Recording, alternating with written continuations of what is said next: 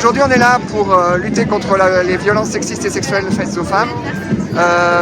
Les organisations ont des mots d'ordre un petit peu différents, hormis que le Gilet vert met plus l'accent sur la nécessité de donner les moyens réellement nécessaires pour lutter contre les violences sexistes et sexuelles faites aux femmes, à hauteur de ce que demandent les associations en fait. C'est-à-dire, anciennement c'était 1 milliard, maintenant on parle plus de 2 milliards.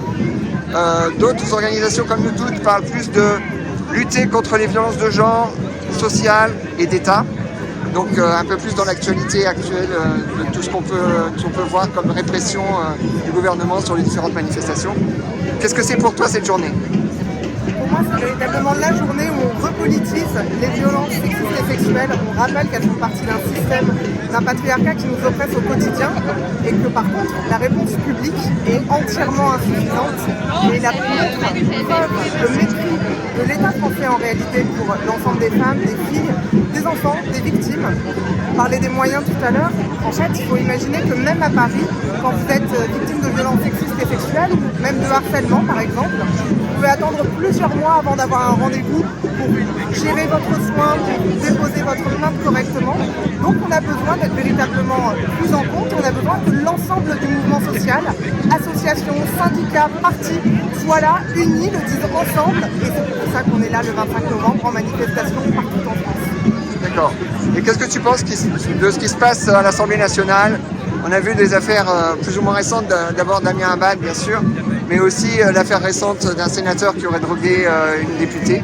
Qu'est-ce que tu en penses l'affaire DSK, l'affaire Thériault, l'affaire Matzneff, l'affaire Coé, ce qui est terrible, ce qui est médiocre et ce qui devrait nous interroger fortement, c'est que c'est toujours la même histoire, c'est toujours la même affaire, c'est toujours la même stratégie d'agresseur, c'est toujours les mêmes éléments de défense, y compris dans ce qu'ils ont de plus absurde. C'est la preuve de l'impunité et finalement, quand on a appris ces affaires, quand on a entendu ces victimes, quand on a écouté leurs paroles, ça aurait dû tout foutre en l'air. Ça aurait dû révolutionner notre société plusieurs fois et on en est encore au même stade. Donc affaire après affaire, on essaye de gagner du terrain jusqu'au jour où on arrivera à renverser la table. D'accord. Nous, derrière nous, sur les statues qu'on voit là-bas, il y a un gros panneau « On vous croit ». Hein, c'est ça en fait. Mais c'était le mot d'ordre après MeToo, on vous croit. Et puis maintenant j'ai envie de demander, on vous croit et alors ? Qu'est-ce que vous faites une fois que vous nous croyez ? Parce que j'en entends plein des gens dire on vous croit, mais lorsqu'on leur dit qu'il faut punir les agresseurs, accompagner les victimes, donner les moyens de la réparation et créer ce véritable statut de victime qui nous permettrait d'être reconnus dans la société, d'avoir accès plus facilement aux aides, d'avoir le véritable droit à la réparation, et bien là il n'y a plus personne, il y a juste nous, il y a les féministes, il y a notre capacité à parler, à continuer d'avancer. C'est extrêmement dur et c'est pour ça qu'on a encore besoin de massifier le mouvement.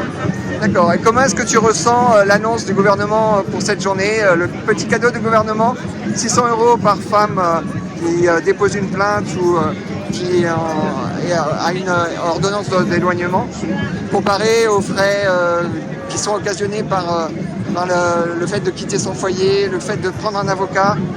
Il y avait une féministe qui aujourd'hui est dans la manifestation, qui sur les plateaux de télévision parlait de 3 000 à 4 000 € minimum de frais d'avocat déjà. Donc on voit bien que ça représente assez peu.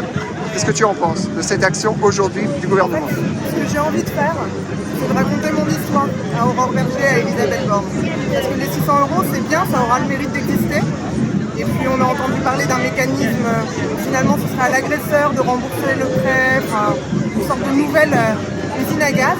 Mais en fait 600 € ça ne couvre pas les soins, 600 € ça ne couvre pas le besoin de réhébergement d'urgence, 600 € ça ne couvre même pas le moment où tu rentres dans l'appartement qui a été le tien pour récupérer quelques affaires et où c'est à toi de te débarrasser du bail, de tout nettoyer, de ramasser les morceaux de verre à terre, de ramasser les preuves des violences que tu as vécues.